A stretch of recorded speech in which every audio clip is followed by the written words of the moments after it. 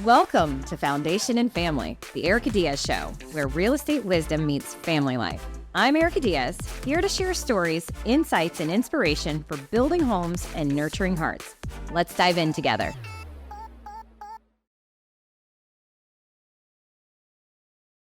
Welcome to another episode of Foundation and Family, where we dive into the lives of incredible women who are navigating the challenges of motherhood while excelling in their careers.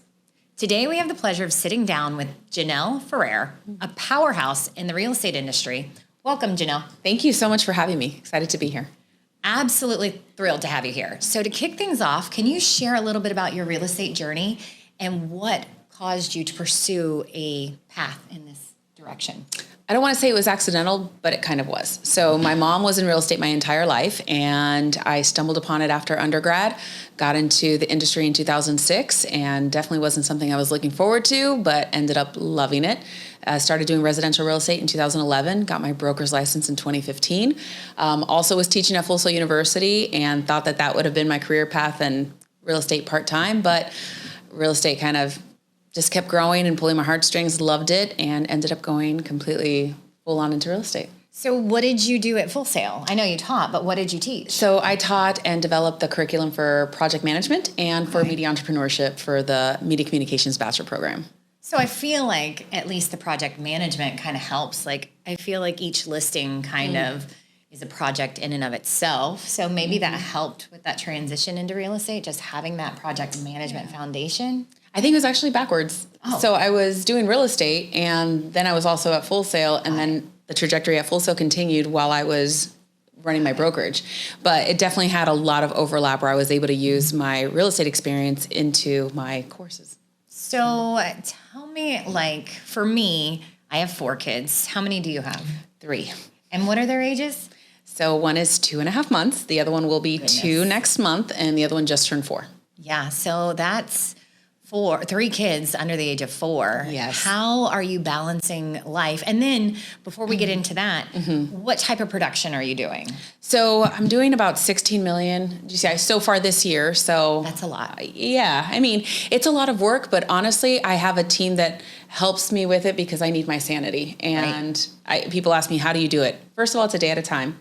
And if I didn't have my husband, where are the other 2 kids right now? They're at home with him. Yeah. So it's definitely that support. So does your husband help you with the business or just help you with the family? So he actually runs his own business. Oh, wow. He is an SEO analyst and he does internet marketing. Wow. But because of his flexibility, Yeah. I can leave the kids with him and go run to listing appointments or go do podcast, Yeah. So that flexibility and him being able to do that and love being with the kids is what is literally my rock. So boy, girls, what do you have? I have 2 girls and a boy. 2 girls and a boy. Good luck with those 2 girls. I know. They're a handful. I have 2 boys and 2 girls, and I will say that the girls are definitely the most strong-willed. My oldest one is me, and it's scary. It's scary. Yeah. It's like looking at a mirror. So well, and sometimes I find it hard to like parent my 12-year-old self. So that's always challenging. And I think for me, my kids were raised in the car because I was always in real estate. So you use your husband to help leverage stuff. What kind of systems are you using to leverage your time? So honestly, the calendar is everything for me. Yeah. And I share it with my husband so he knows what we have. So every day we actually review what the following day, and then we look during the weekend, we look at what the following week leaves. And sometimes he'll tell me, hey, I need you to loosen up your schedule because I have these appointments, and he doesn't have a lot. It's usually me. So I'll tell him, hey, you've got the kids all day this day. I've got X, Y, Z. So it's being, planning in advance, basically. It's just being a little more proactive. Yeah, and that's huge. I even think for us, just trying to pre-plan dinner, which seems so simplistic, but when you're working all day and then you've got sports, whether it be for us like swim, basketball, soccer, volleyball, whatever it is, it's just if we pre-plan and use like our Instapot or our Ninja or anything like that, it's tremendous. It's a game changer for me because otherwise Uber Eats, I think we pay one of their top execs salary there. It's true. So in a tech-driven world, utilizing technology, like besides the calendar, what are you using that you find is helpful for you? In what respect? Making sure I'm balancing my time or to maximize real estate? I think both, right? So what are you using to maximize your time inside of real estate? And then besides the calendar, is there anything else that you're using to help fulfill that proficiency in between? Sure. So our CRM, I think, has definitely helped. So we use KV Core. That helps, but really I kid you not, it's the calendar. It's just staying on top of that. Everything else is it's secondary and ancillary to my calendar because everything else falls into that. If I don't have that in place, then the rest of it doesn't matter that I use KV Core. If I'm not planning out my day and what time I'm going to be prospecting or doing what I need to do, then it's all for naught, personally. If all for my me. agents could hear planning out what time I'm going to be prospecting. So we've talked about your home life and your kids and your husband, but let's talk about what the structure of your team looks like. Okay. What does your team look like? So it used to be larger, and now I have one buyer's agent and I have a listing associate. So she partners with me on all my listings. I am a very unconventional team lead, and I tell people that all the time. I can help other people structure a basic and structure standard team, but I don't want that. All three of us are moms. All three of us, that's our focus, is our family. We love real estate. We love that it helps provide for all the extra things we want to do in life and be financially free, which is all of our goals, and buy investment properties, which is what we've all been doing. So as a result, we kind of do things a little different, and we work as much as we want to work. And if we want to pull back because it's time, then we do, which is not your typical team, but it's what we want to do, where all of our husbands are the main providers at home. But we supplement, even though I make as much or more than my husband, I'm the supplemental income, which I love. So it gives me the flexibility to not feel stressed if I have to pull back a bit because I want to spend more time with my kids. Yeah. And I know when we weren't on camera, you were talking about in the future, you want to homeschool all three of your kids. I do. I know this is ambitious. Yes. I know it sounds crazy. And so I'm going to do it one at a time. Right now they're in a private Christian school. So I'm easing them into it. So my 4-year-old will be in VPK next year. And then after that, I'll just pull her out and have the other two still in there and see how it goes. My sisters, all my friends, everybody around me, they all homeschool. So there's a co-op opportunity. I'm just not creating curriculum. That's where I'm drawing the line. So I definitely need a co-op. And I tell people, I said, my kids by 11, 12 years old will know the Florida as-is contract and the residential contract and the listing contract. They will know how to negotiate. So if anything, I've got that under their belt. There you go. Well, I think, my kids are slightly older. So through the pandemic, we were forced to homeschool kids, right? And I found myself literally crying on the phone with the principal, like, I can't do this. I don't want to do this. And so that is not something that God has put on my heart. I get that we all have different hearts, and that's incredible. And I love that you want to homeschool because it is precious time and it goes so fast. And this job does give you that opportunity to do that. So it is such a lucrative, flexible schedule career that you can have that supplemental income and still do very well at it and still be available. So that's incredible. Tell me a little bit about your downline, because you were talking to me earlier about, even though you've got one listing agent, one buyer's agent, you've got a whole downline that you kind of help coach. Yeah, so I have 25 agents that are in my network with EXP. So I was a broker and I had my independent brokerage, and I turned people away all the time because as you notice, I was a professor. So for me, I love training. I love education. I highly value that. And as a result of that, EXP model just fit right because I didn't have to have them on my production team, but I could still have them in my downline. So I train and coach 25 people plus my sponsors people, which is over 50. So all together, we do lunch and learns every month. We do weekly huddles. And that's where I feel fired up. More than working with buyers and sellers, believe it or not, it's really with agents and training them and bringing resources. That's my passion. So I do love that. I think it's so cool that there's 24,000 license running around here, right? And if you sat down with 23,998 of them, their businesses all look so very different. And it's not a one size fits all. No. And that's why I think it can be so flexible, so mobile to what you want as a parent. Now, do you think you guys are done having kids? Yes, he actually got fixed. So we are done. Well, I'm going to be 40 next year. I always say I don't want to be pregnant or breastfeeding by the time I'm 40. That's my goal. Yeah. Well, be careful what you wish for. Mine was fixed too, and we have number 4. So, and I was 40 when he came, but that's our plan. That's our goal, is no more. Yeah. I totally get it. Yeah. So tell me about self-care. What do you do for you?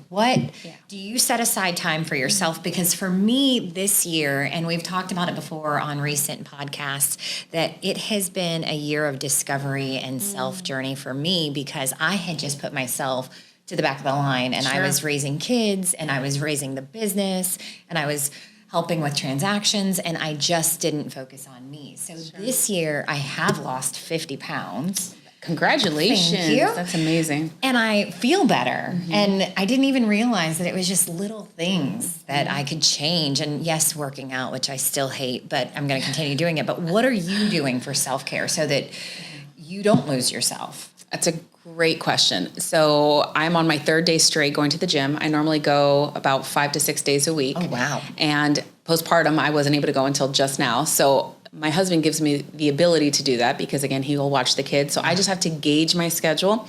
That's one thing where I don't drink coffee, and people are like, how do you have so much energy? I'm like, I love to work out. Oh. It is literally I know you hate it. Most people disdain it, but it's where I get my energy, my endorphins for that get me going for the rest of the day. So I do love it. And then, for example, I have a hair appointment. Finally, I can dye my hair again. So I'm getting that done on Monday. So I'm so excited because that takes out a block where you feel better about yourself. Yeah, you do. And I do a lot of girls' nights. And like tonight, my husband he's like, hey, at 8:00, I've got my, guys coming over for a game night. I'm like, awesome.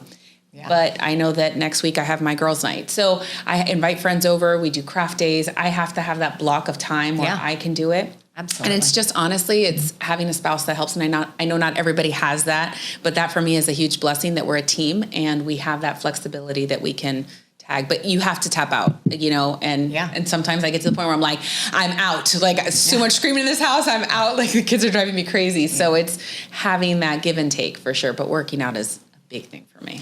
I mean, I agree. It has helped. I just don't like it. You don't have to like it. Yeah. I love it. I don't. No, you don't have to. We have trainers now that come to the house, and like every time I see him, I'm like, ugh, you're here. But I participate. I do it. I obviously feel better. Yeah. And we are doing it with the 3 older kids, which has been nice because we're bonding with them and they're watching me complain. And then I 100% Monday night, I had girls' night where I just went out and had dinner, had 2 glasses of wine, and I was just like, these are the moments that I can decompress and kind of put me first. And we didn't really talk about the kids so much. We talked about crazy other things that was just healthy for me. Exactly. So tell me a little bit about your market. Like, what market do you work? So I'm hyper-focused on Oviedo, Chuliota, Geneva, Winter Springs. So those are all, that little quadrant is all touching and it's very close together. I love it. I've lived there for over a decade. And so when I have that time to step back, it's because I've established myself in my neighbors. So it's not like I can just be like, oh, I'll just work. I'm not a part-time agent at all. I am full-time, full committed. I mean, 16 million is full-time. Yeah. And I mean, my husband does SEO. So if people Google Oviedo real estate or realtor, we show up on the first page of Google. So we're very intentional with that. Yeah. We don't try to be all things to everybody. And that's one thing I'll tell realtors, you can't do it. So we've had listings here in Winter Garden. Awesome. That's because we've had contacts in our sphere of influence. It's not because we market here. We don't touch it. This is not our forte. I don't know communities here. Right. It's not that we can't study an area. It's that when people say, I cover all over Orlando, it's huge. I don't cover 5 counties. Will I cover it if I have? Sure. Yeah. That's not where I'm focused. So I know all the communities in my backyard. Right. And because I'm an expert, that's kind of why we've been able to niche down. Yeah. And I think similarly, we're just on the opposite side of Orlando. We're in Winter Garden. And we have hyper-focused into Winter Garden. So we know everything about Winter Garden. I take my golf cart to work sometimes. I can drive it to anywhere in downtown Winter Garden.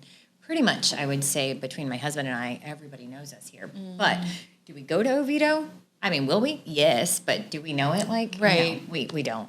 One of my best friends live out there. So I would do her house. But I would even probably give her the disclaimer, like, might be rough for us both, but we're going to get through it, right?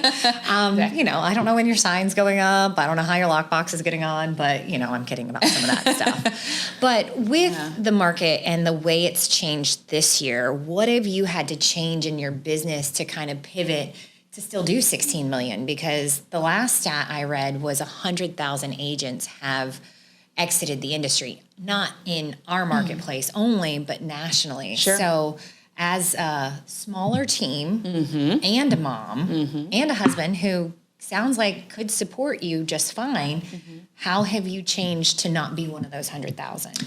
So I've been through the gamut. So I saw 2006, I saw 2008, I saw 2010. I've seen all of the ebbs and flows, and my mom was in real estate for 24 years before. Yeah. So I've been through it, and I know that there's always going to be just different seasons and cycles of real estate. That being said, with the lawsuit and everything that was even happening before that, I was already telling people we need to have our buyers agencies, those contracts on point. So we started doing a VIP buyer agreement back in 2018. We were very proactive with this, where basically we said, buyers, we will try to ask for this through seller concession, but if it's not given to us, you're going to have to compensate the difference of our commission. Wow. In 2018. 2018. Wow. 2018, 19. I'm telling you, education's a big deal for me, so I always try to pull what's going on. Yeah. And that lawsuit was not a surprise. And what's happened, we've already been ahead of the curve.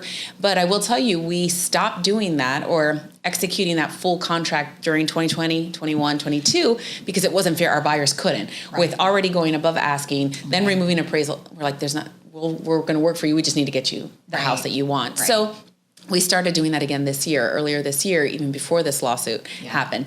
So now we're switching from our VIP agreement to the EBBA. We're actually going to the official EBBA, and we're going to start taking a retainer, because that's something, and then we'll apply it to the back end. The reason is because if not, you get used and abused in this industry, and you're driving around people, and for us, it's a commitment. The same way you're going to commit to someone, you're going to commit to an attorney, they require a retainer. Well, we're protecting you. So we're like, we'll give this back to you. Yeah. And then we were going to renew that retainer in 6 months. So it's funny that you even bring up any of this, because an agent locally here called the other day, and she's a sweet girl, and I said something about, the NAR lawsuit and all of that, and she just said, I don't know what you're talking about. And I thought, okay, well, this is a coaching opportunity. She's not my agent, but why don't I send you a few links, and then maybe you should ask your broker. So one of the things that I find so incredibly challenging in this market is the cloud-based brokerages that have zero training for their agents, and then their agents have no idea what's going on, and they're still operating a contract out there that has deadlines and legally binding deadlines and terms, and then they're like, oh no, that's not what that means. And I'm like, but it is. So it's nice, it's refreshing to hear you say that, like, this has been in the forefront for years. I mean, you're ahead of the game for me. We were not talking about it in 2018, and sure weren't talking about it in 2020. But as it became more prevalent in 2022 and into 2023, we absolutely have talked about it, and that is something that we are deploying and exercising and working through now. So that's incredible that you were that far ahead of it. We're already looking at 2025 because in Oviedo, because that's our place, there is nothing slated for construction in 2024 and 25, which means rentals are going to go up, which means anybody who wants to invest in property, do it now, because rents are going to go up in the next couple of years. Inventory shit. So we're already looking ahead, because we're like, we can't keep looking at where we're at right now. We've got to look ahead so that we can be ahead of the curve. Yeah. So, I mean, even what you're saying, I literally decided 3 days ago that I wasn't going to go to law school, because I was going to go to law school to be a real estate attorney, because I was sick and tired of what was happening in our industry. And then I realized I've got 3 kids under 4, and I don't want to sacrifice that time. Literally was the deciding factor. Yeah. But it's because But now, do you think when they're 16? Potentially, but at that point I'm going to be in my 50s. Do I want to reset? Maybe. I'm a nerd. I love school. I love learning.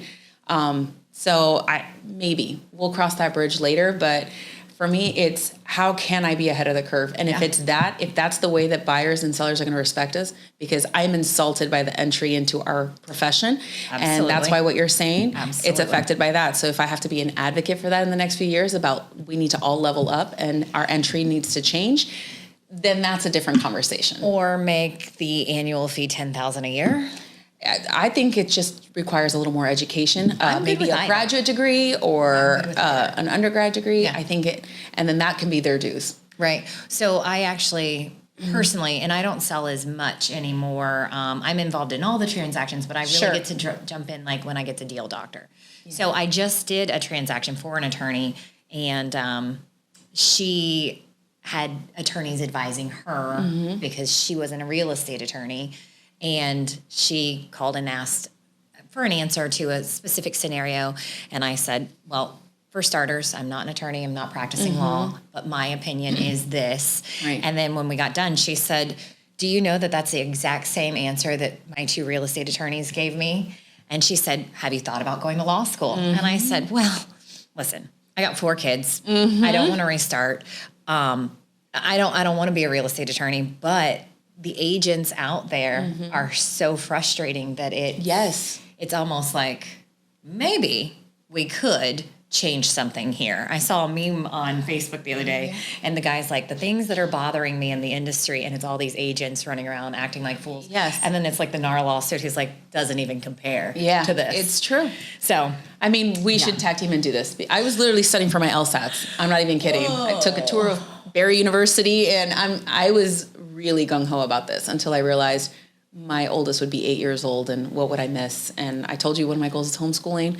Yeah. So, well, but think about it. Maybe you could homeschool them and you school yourself. I'm one person. My schedule's not like I work my calendar, but that would just be too much. But I think that something needs to change. Yeah. And I think if this encourages women, it's all right. We need to level up. We need to bring our professionalism up high consistently. 100%. Because people act like, you could see when they treat us certain ways when they think, oh, well, you're just, or asking for our commission. How dare you? Yeah. Like those things, it's just too commonplace. Yeah, that is funny to me too, because like what other industry do you walk into and say, hey, can you give me $3,000 of your money? Right. And then I was watching an HGTV thing. I don't watch a ton of TV, but it was at the nail salon. That's why it was on.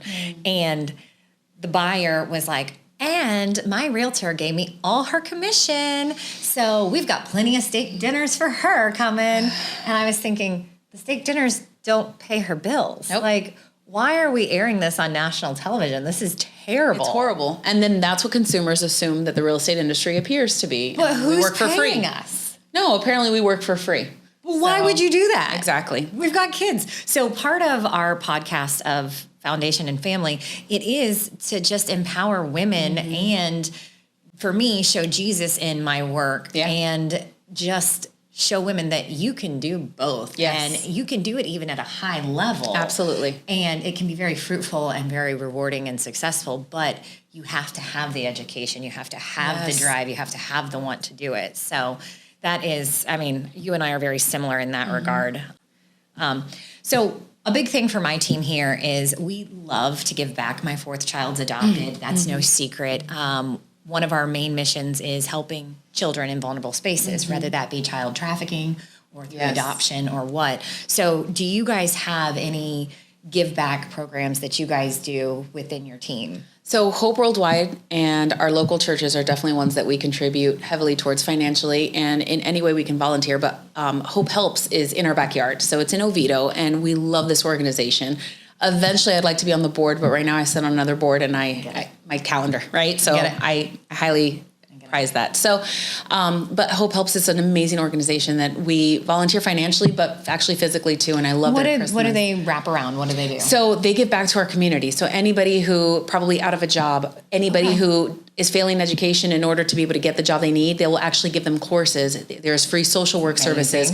Then they'll give them a coupon to their thrift shop, which we donate actively to go and choose clothes for That's the same Hope here then, I bet. I bet it's the same Hope organization that we just volunteered at. It sounds, their name is Hope. We've got one on Dillard Street. Okay. It's probably similar. This one is for Seminole County, and they're over on that side of town, but it's probably very similar. But I love that they're not enabling people, they're helping people. They're restoring families. They're restoring people to occupations so they feel good about themselves. They have a food drive, but they give based on need, and then they help them get back on their feet. So I love that organization. It's not a handout. It's literally to help them rise up. That's incredible. And I assume you're doing that in front of your kids and having them participate. Yes. So. And that's the goal, is to have them serve themselves so that they can see when they're packing up there. So the Christmas thing that they do is fantastic, and it's giving food and helping the parents choose the gifts for the kids out of different sections, wrap them. And so to volunteer for that is huge. I can't wait to see the 2-month-old wrap this year. Oh, yeah, that's probably not happening. I just got to hold him. He's so cute. I would watch that baby forever. So, Jenelle, thank you so much for being with us. I really have enjoyed our time together. My pleasure. Where can people find you? So you can go to yourwaypoint.com. And if anybody ever wants to join our weekly huddles, it's open to any and all agents. And again, you can see my passion for education. I hope if that transpired, but I really always like to bring the newest things in the industry, what's happening in the market locally, but even on a nationwide level, just so that people understand how they can help their clients best as professionals. And again, always level up. So do you have a standing link for that weekly huddle that you could share, or we do, absolutely. But if you contact me through yourwaypoint.com, I can go ahead and send that out. It's a Zoom link. Perfect. But you can also follow me on Instagram at Realtor Jenelle. Perfect. I love that. Make sure you give her a like and a follow. And thanks for joining us today. Thank you for having me.